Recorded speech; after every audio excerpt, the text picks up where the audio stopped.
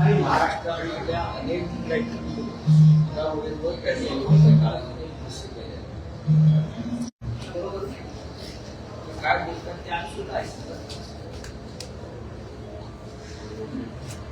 मला जे अपेक्षित आहे त्याच्यामध्ये या शिवसेनेचा 59वा बोला कोण बोलतो या शिवसेनेचा 59वा वर्धापन मूळ शिवसेना संजय राऊत बोलतो आणि त्या वर्धापन दिन सोहळ्यामध्ये शिवसेना पक्षप्रमुख उद्धव ठाकरे सुद्धा अनेक विषयांवरती आपल्या भूमिका स्पष्ट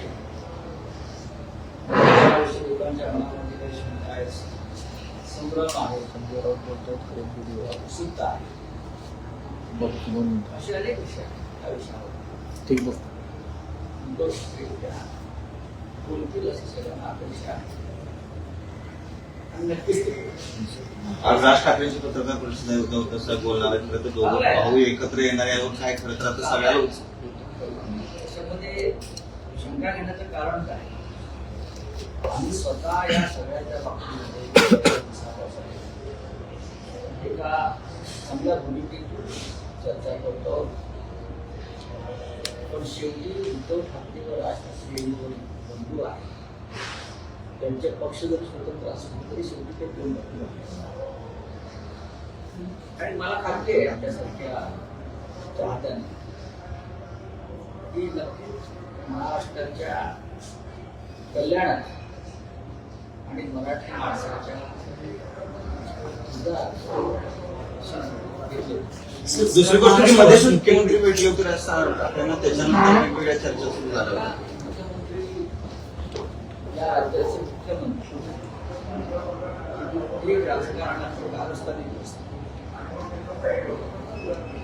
त्यांची कोणती चाली सरळ आणि मराठी माणूस किंवा महाराष्ट्राच्या हिताने अजिबात पक्षाचं धोरण आहे की मुख्यमंत्र्यांना जोर देत नाही. सगळं धोरण थोडा झोडा आणि राज्य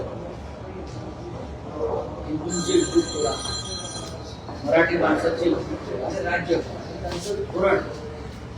आणि मग त्यासाठी या धोरणामध्ये त्यांना सलीम तुर्काही चालतो,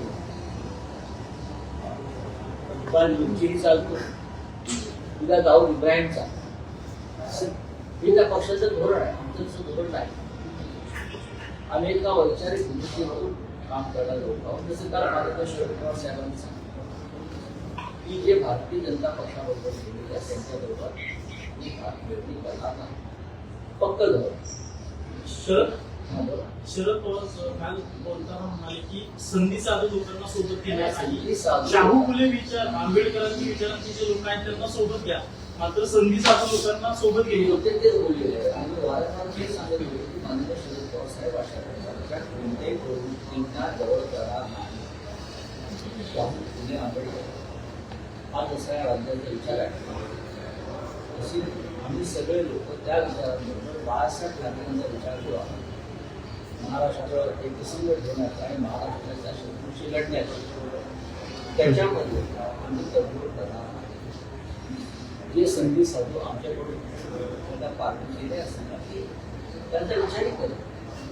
पण हे सगळे लोक भारतीय जनता पक्ष असेल किंवा जो हुसेनशी गट आहे ते असतील, त्यांना असे लोक लागतात भ्रष्ट, व्यभिचारी, बाऊचे हस्त भविष्यात भारतीय जनता पक्षानं सलीम तुर्का याला संत म्हणून कधी दिलं.